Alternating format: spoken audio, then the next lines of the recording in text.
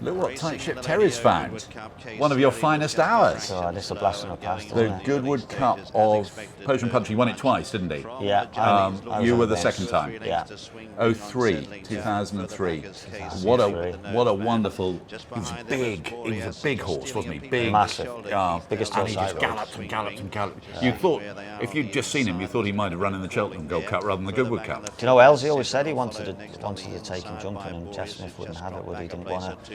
But what a horse he was! Look how much ground he's covering there. So he had to lead. He wanted to be in front, charging for home, didn't he? Yeah, well, that was his strong point was galloping, and he just galloped and galloped. And very unusual that you ride a horse like this in this manner, literally 2 miles and kick him in the belly from the start. But you can just see, like you've said, he's so big. Look at the ground he covers, and he just gets horses in trouble behind him.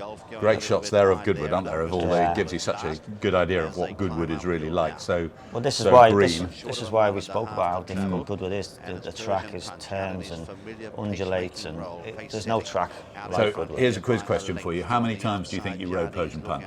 Oh God. Do you want to go high or low on 10? I'd say 12 or something. It was actually 15. Was it? Yeah, and how many do you think you won on him? 4. 6. Six. You won Still 6. Yeah. So you How won many 6. group races? Well, yeah, my research is good, but not that good. But what I loved about him, he was, look at him just responding to your urgings. Well, this is a downhill section, and, Yeah. and obviously I've decided to try and let him go a bit quicker. But there's still over a mile to run here, which is unusual. You see a horse being sent from the front with a mile to run, but this is how you had to ride him, and he just kept going, didn't he? And at the time, I'm going to pay you a compliment now. I remember meeting Jack Ramsden. You remember Jack Ramsden, Yeah. racehorse owner, his wife Linda Ramsden, great trainer. They were one of the early employers of Kieran Fallon. Daughter Emma, good on television, very good on television as well.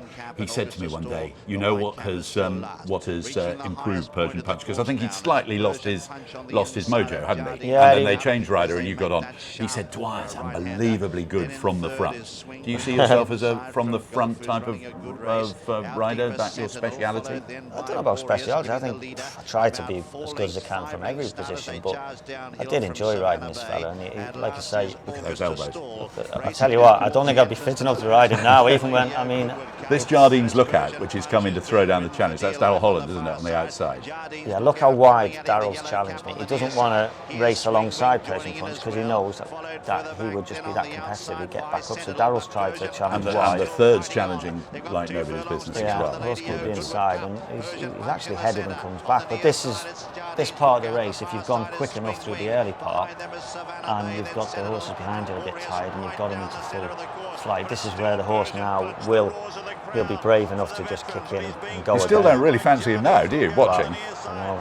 Just so we know the result. I know, it's amazing, isn't it? I mean, even after the line, we weren't sure of the result, but look how game he is. I mean, this is why the crowd loved him. I mean, he absolutely responds and knows what the line is. Look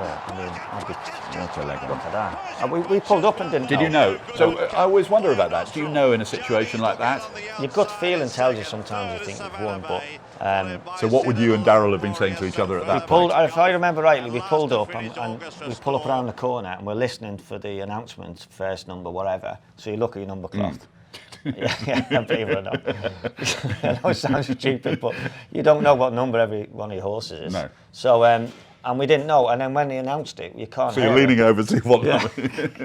You look at his and go, Yeah. I hope they don't announce number Yeah. 3 or whatever. But the crowd went mental. And that's when, and he looked at me and said, well, I guess you won. Because the crowd loved Persian Punch. So that's how we knew. And he had a great following, didn't he? And 3 quick points.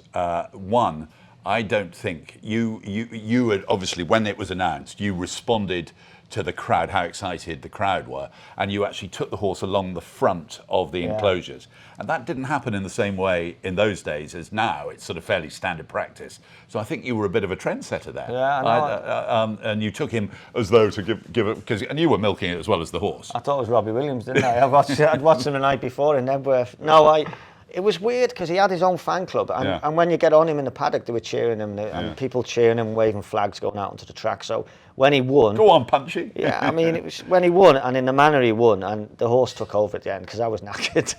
And So you would be quite tired at the end of. oh yeah, because it's a long way to be pushing a horse, and the weather was probably quite warm. It's a long way to do it. So I was a lot fitter and younger, but I was pretty tired at the end of it. But I took him down in front of the stands, just thought it'd be a nice thing to do, and the crowd, it was like a Mexican wave. They rushed forward to touch the horse and see him because he was just unique. And two other people to mention. Jeff Smith, one who was the owner and bred lots of good horses as well, continues to be a successful owner breeder, even if he didn't actually breed alcohol free. But he's the sort of quintessential owner breeder that racing really needs, those type of guys, isn't it, to invest a lot of money and effort into it all. Yeah, Jeff Smith's a gentleman. He's always been great to me throughout my career. Persian Punch probably put me on the map, but when you rode for Jeff Smith and when you ride for Jeff, you're always relaxed, and you know he's got confidence in you. But it's a pleasure to ride for people out. And Elsie. And David Ellsworth, who trained. Nuts. So David Ellsworth, who trained Desert Orchid and trained so many good horses, recently retired. We are going to end this segment by telling a fantastic Elsie story. It wasn't Persian Punch, was it?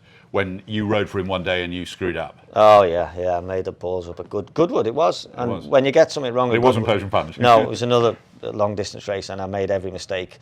Every decision I made was the wrong one, and that can happen. And I should have won. And I came in and I thought, I'll tell him straight off the bat, because you're just better to get it over with before he strangles you.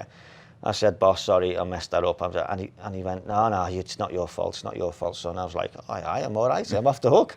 And then I'm walking back, and I'm like, no, boss, I probably shouldn't have done this. And no, don't you worry. It's not your fault, not your. And I thought, and I jumped off the horse. Went, it's not your fault. It's my fault. I shouldn't have booked you. I thought you're a good jockey and you're obviously shit. I went, oh, well, It's all my fault. Yeah, I shouldn't have booked someone like you. And I was like, I should have known, shouldn't I? Yeah. He lulled me into a false sense of security. But always being honest then, you see? You wanted to be honest, and that paid off. Yeah, that's it, absolutely. In a form. Yeah. Persian Punch, proper legend. What a horse. Off Track with Martin Dwyer and Cornelius Lysaght. Available now on the Racing TV YouTube page or any podcast platform.